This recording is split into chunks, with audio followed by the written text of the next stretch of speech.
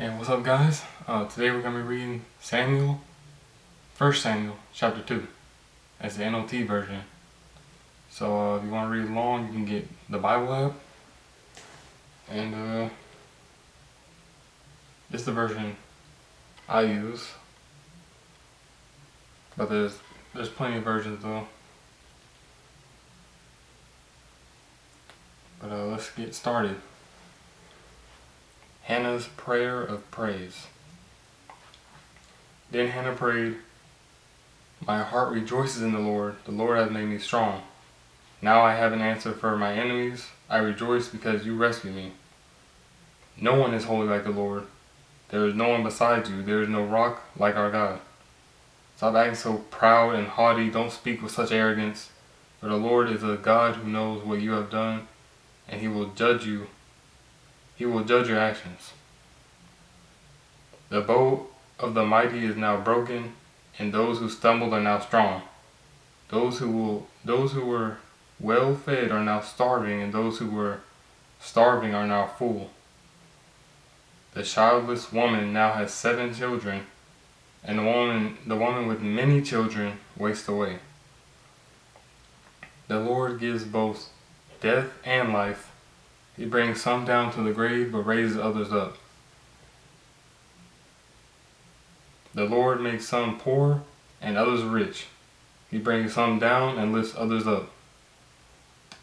And I personally think the reason why this happens is because some people, like you're saying here, become poor or rich. I think the reason why, a lot of times people will be like, if God's real, then why you let this and this and this happen?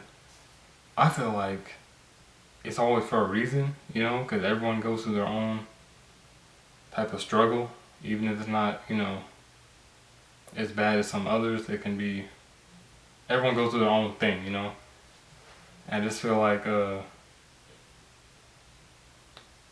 does it for a reason. Like, whether it's to learn a lesson from it, to get you stronger, or whatever the case, it's always a reason for it.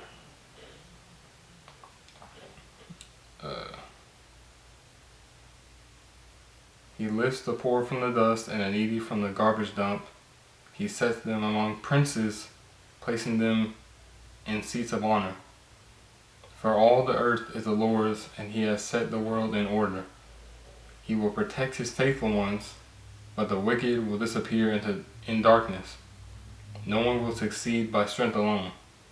Those who fight against the Lord will be shattered. He thunders against them from heaven. The Lord judges throughout the earth. He gives power to His king.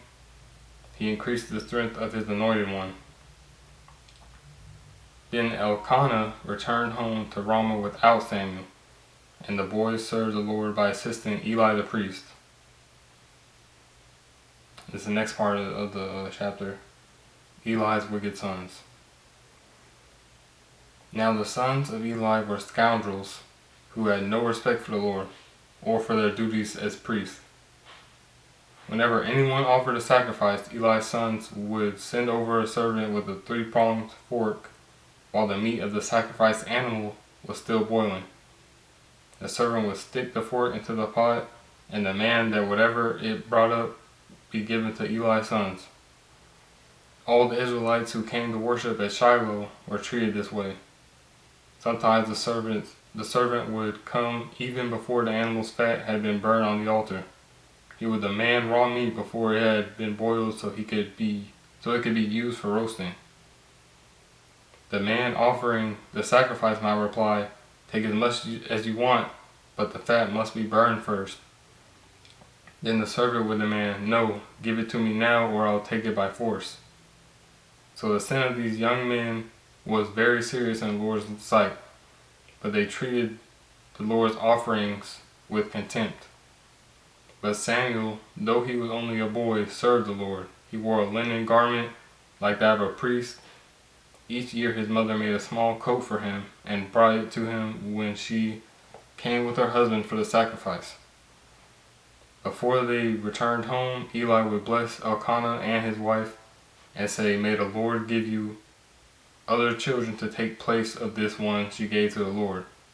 And the Lord blessed Hannah, and she conceived and gave birth to three sons and two daughters. Meanwhile, Samuel grew up in the presence of the Lord. Now Eli was very old, but he was aware of what his sons were doing to the people of Israel. He knew, for instance, that his sons were seducing the young women who assisted at the entrance of the tabernacle. Eli said to them, I have been hearing reports from all the people about the wicked things you are doing. Why do you keep sinning? You must stop, my sons. The reports I hear among the Lord's people are not good. If someone sins against another person, God can mediate for the guilty party, but if someone sins against the Lord, who can intercede? Ooh. But Eli's sons wouldn't listen to their father, but the Lord was already planning to put them to death. Ooh, that's something else right there. Meanwhile, the boy Samuel grew taller and grew in favor with the Lord and with the people. A warning for Eli's family. One day, a man of God came to Eli and gave him this message from the Lord. I revealed myself to your ancestors when they were Pharaoh's slaves in Egypt. I chose your ancestor Aaron from among all the tribes of Israel to be my priest, to offer sacrifices on my altar, to burn incense, and to wear the priestly vest as he served me. And I assigned the sacrificial offerings to you priests. So why do you scorn my sacrifices and offerings? Why do you give your sons more honor than you give me? For you and they have become fat from the best offerings of my people Israel. Therefore the Lord, the God of Israel, says, I promised that your branch of the tribe of Levi would always be my priest, but I will honor those who honor me, and I will despise those who think lightly of me. The time is coming when I will put an end to your family, so it will no longer serve as my priest. All the members of your family will die before their time. None will reach old age. That is really something to think about. That's why you gotta live your life carefully, but not fearfully,